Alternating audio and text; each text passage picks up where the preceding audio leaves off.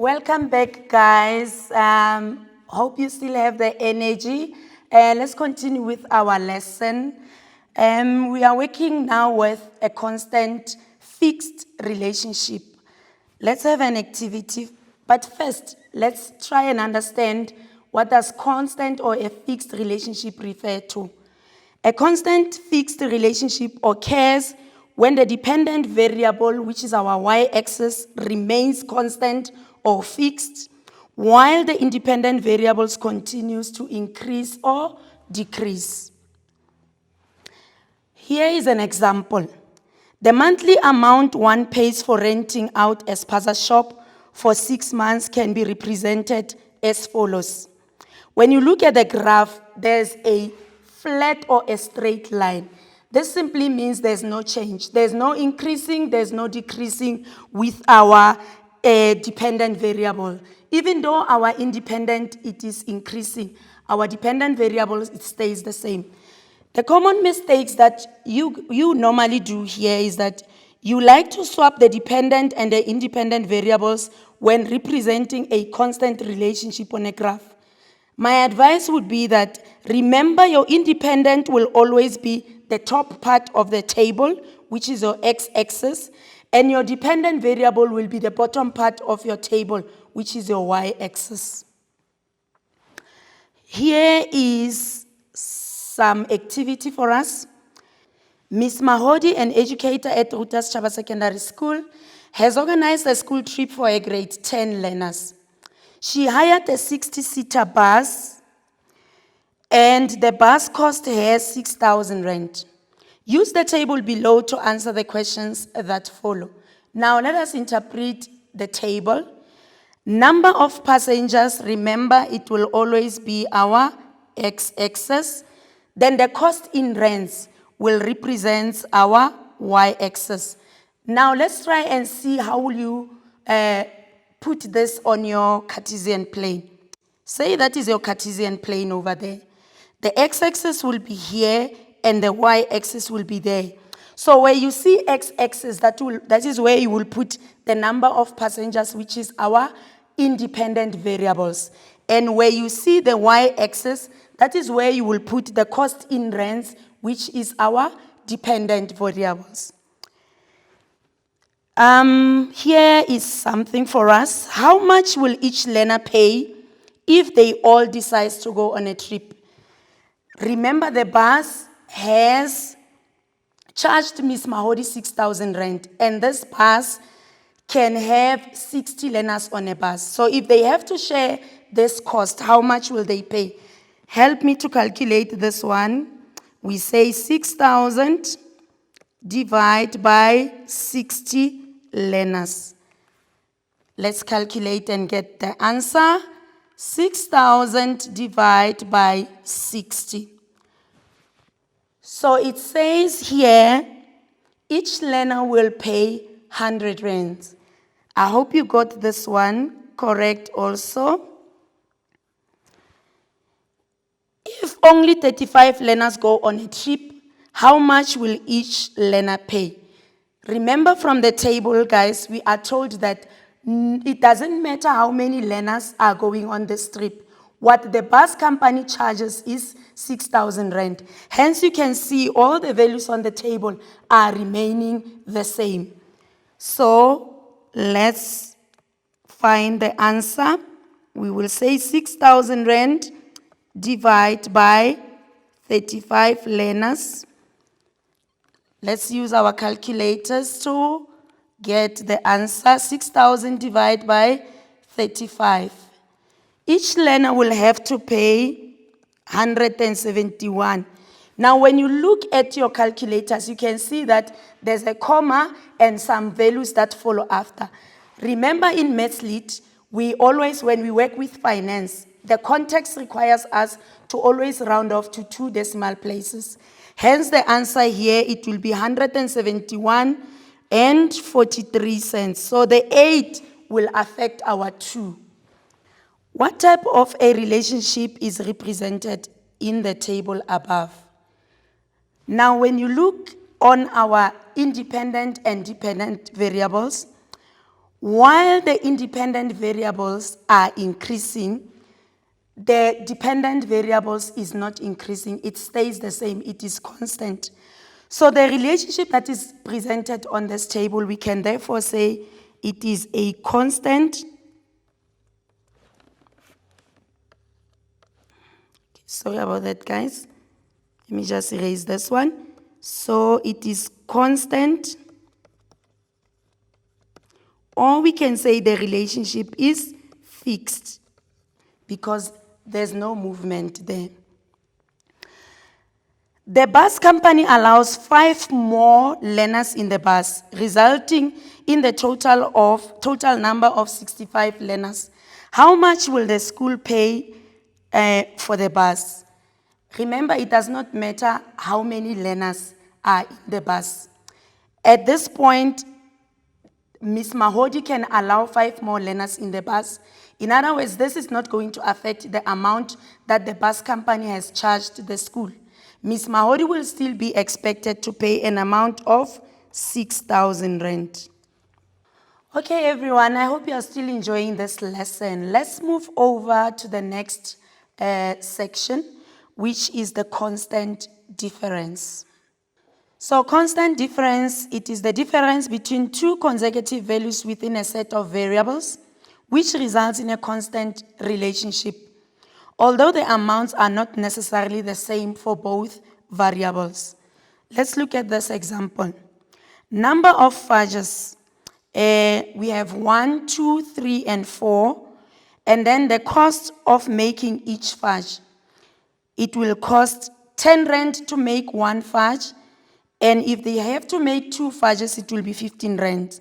Now, as you can see, the more fudges are to be made, the higher the cost for making the fudges. Let's look at the difference. If you subtract 25 rand, if you take 20 rand and subtract it from 25 rand, you will get the difference of 5 rand. And if you subtract 15 rands from 20 rands, you also get a difference of 5 rand. So you can tell that there's that constant difference, even though the number of fudges increases, but the difference in the dependent variable is constant with the 5 rand value. Rutas Chaba Secondary School hires a photocopier machine for 1,200 per month. It costs them 50 cents to make 1 copy. The following formula can be used to calculate the cost of making copies. What is nice about this question is that already we have been given a formula. So every time they hire a machine, they will be expected to pay 1,200 rands. However, the more copies they make, the more money they will have to pay. So we'll have to multiply every time copies have been made. The table below, now remember N. N represents the number of copies that will be made. The table below indicates the cost of making different number of copies. Again, we know as Maths Lit learners, whenever we get a table with missing values, it is very key to do a thorough interpretation of the given information. Now, the number of copies, again, it is our X values, which is our independent variable, and the cost in rands will be our dependent variable, which falls on the y-axis on your Cartesian plane. Identify the type of a relationship represented by the table above. Now, let's look at the given information. We have under cost in rands, we have 1,200. Then for 100 copies, they will have to pay 1,250. For 200 copies, they will have to pay 300. Now, 1,300. Let's look at the difference on these cost of rands. 1,300 minus 1,250, you will get a difference of 50 rands. When you take 1,250 and you subtract 1,200, you also get the difference of 50 rands. In other words, the relationship that we see here is that there is that constant difference. There's no change in the amounts that we get as we subtract. Use the given formula to calculate the values A, B, and C. Remember, whenever we get questions and the formula is given, we go for full marks, because ours is just to ensure that we substitute correct values in the table. So we have our table, which is cost is equals to 1,200 plus 50 cents multiplied by n. Now, when you look at the value of A, it is under the cost. So it means we are looking for cost over there. Then we will then say 1,200 plus 50 cents multiply. The reason we multiply it is because whenever the number of more copies are made, the money that will be paid will also increase. So we'll get that multiplied by 900 copies. Let's take our calculators and help me calculate. We then say 1,200 plus 0.50 multiplied by 900. What did you get your answer? Because I got 1,650. Moving along, still with B, we are still looking for the costs. So we're just going to substitute straight and say 1,200 plus 0.50 multiply. Right, when you look over there, we will tally those two. So the number of copies have increased to 1,000. Again, let's do these calculations. So it will be 1,200 multiplied by 0.50. 1,200 plus 0.50 multiplied by 1,000 copies. And then this gives us an amount of 1,700. Okay, everyone, because we are working with money, we can't leave the amounts without that sign, that value, having an R, which represents the rands. So for A, it will be 1,650 rands, and then for B, it will be 1,700 rands. Use the given formula to calculate the value of C. We are now working with C. Now let's put on our formula, which is cost is equals to 1,200 plus 0.50 multiplied by n. Now, because we are looking for C, and C is number of copies, this simply means that the cost in rands has already been given. So we substitute according to the values that we have already been given. Well, the cost in this case is 2,050 rands equals to 1,200 plus 0.50. Remember, our n is represented by C. So when you put C there, it immediately indicates and reminds you that you are solving for C. Now, we keep everything, the 2,050, because we want to work with multiplication first. So it will be equals to 1,200 plus. So we say 0.50 multiplied by C. When we multiply the 2, we'll then get 0.50C. And then remember, our unknown value is C, so we want to keep it as it is alone, because that is unknown. Then, here, we keep units. Remember, one of the rules that we have in MathSlit is that we keep units that are the same on the same side. Now, when you look here, 1,200 does not belong on this side. So we are going to transpose it. When we transpose it, you can tell that here, 1,200 does not have a sign. And we immediately remember that when it does not have a sign, the sign is positive. However, when we transpose this 1,200, because we want to keep the amounts on the same side, it will then change its sign to become negative. Then, it means we will then have 2,050 minus 1,200 equal sign So this side we have 0.50C. And then we will come back to the C side. Let's work on the difference between the two values. We then say 2050 minus 1200. I got 850. I hope you also got the same answer as mine. So we then say 850 is now equals to, let me just move this equal sign so that we have enough space. It will be equals to 0.50C. Now remember, we are solving for C. We want C alone. So any value that is sitting next to C, we are going to divide by it. And remember, we then observe the rule that says what you do on the left-hand side, you also do on the right-hand side. So this simply means we will then divide both sides by 0.50.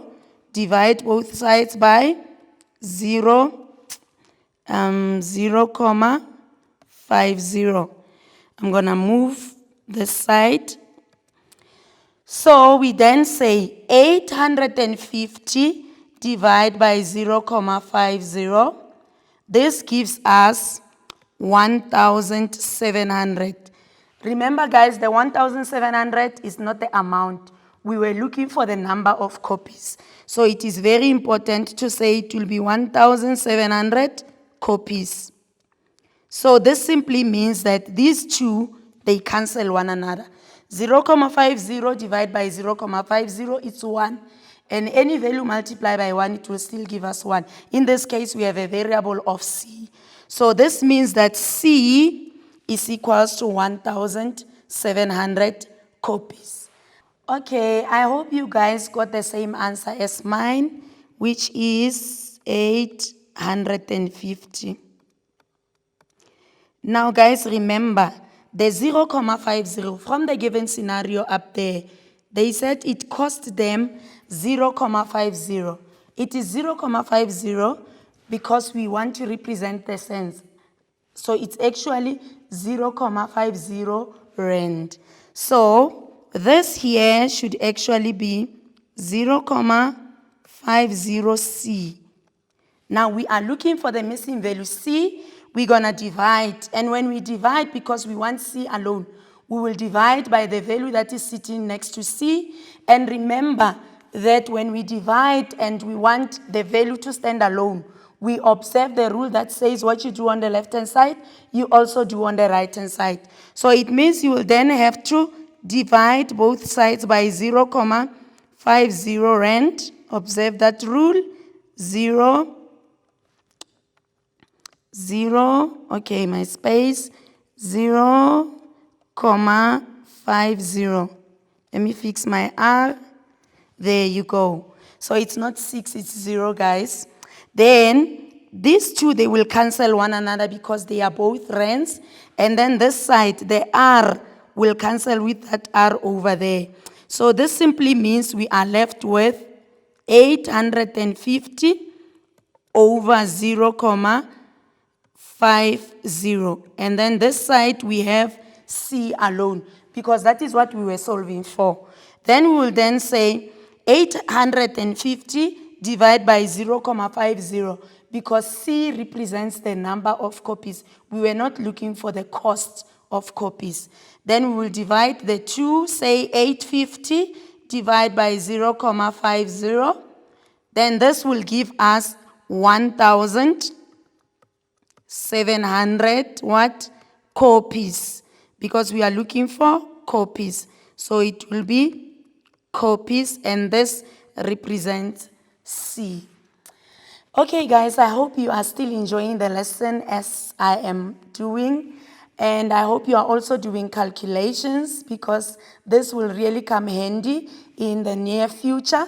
And I will see you guys after the break. And you can go and have some water, bring back some energy. Let's see each other after the break.